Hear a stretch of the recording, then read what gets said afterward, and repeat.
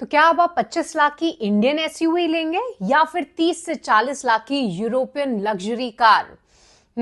काफी मुश्किल तो है, पर मुश्किल आपके लिए नहीं बल्कि इंडियन कार कंपनीज के लिए है। क्योंकि आपके लिए तो फायदे की बात है, क्योंकि इंडिया ईयू ने जो है एक ऐतिहासिक ट्रेड डील साइन की है और इस ट्रेड डील के अंतर्गत जो भी यूरोपियन से आने वाली यानी इंपोर्ट होने वाली लग्जरी कार्स हैं और आइस कार्स हैं, उन पर जो है अब टैरिफ कम होने वाला है। अब देखिए, दो तरीके से जो है ये कार इंडिया में आती हैं या फिर आप तक पहुंचती हैं। एक तो होता है कि पूरी तरीके से आप कार को इंपोर्ट कर ले, जहां पर अभी फिलहाल जो ड्यूटी थी वो 110% के आसपास थी, और दूसरा तरीका है कि आप कुछ पार्ट्स जो है इंडिया में बुलाएं और उनकी असेंबली जो है वो यहां पर कर दें। इससे क्या होता था, आपको टैरिफ ऑलरेडी कम देना पड़ता था, यानी मेजॉरिटी कंपनीज जो है यही तरीका अपनाती थी, चाहे वो BMW हो या फिर मर्सिडीज हो। बट जी हाँ, कुछ एक्सक्लूसिविटी रखने के लिए या फिर कुछ ऐसे प्रोडक्ट्स भी होते थे जिनको इंपोर्ट भी करना पड़ता था, और ऐसे में अब उन सेगमेंट्स के लिए फायदे की बात है,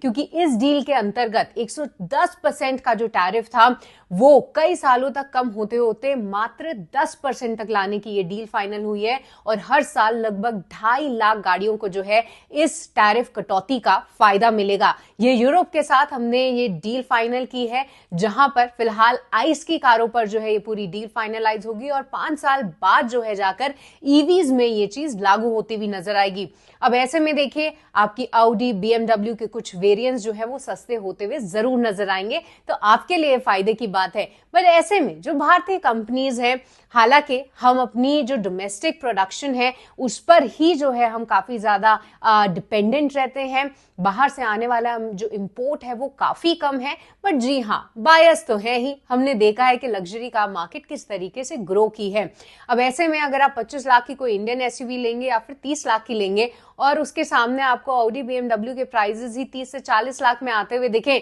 तो क्यों ना कुछ बायर्स तो हो सकता है आने वाले समय में शिफ्ट होते हुए नजर आए। पर अभी भी कई सारे ब्रोकरेजेस का मानना है कि इंडियन डोमेस्टिक प्लेयर्स के लिए अभी भी जो है ग्रोथ रनवे बहुत बड़ा है, और खासतौर से जो ईवी के लिए 5 साल की मोहलत दी गई है वो जो है काफी अच्छा है, क्योंकि टाटा मोटर्स, महिंद्रा एंड महिंद्रा और अब तो मारुति सुजुकी भी ईवी में उतर चुकी है।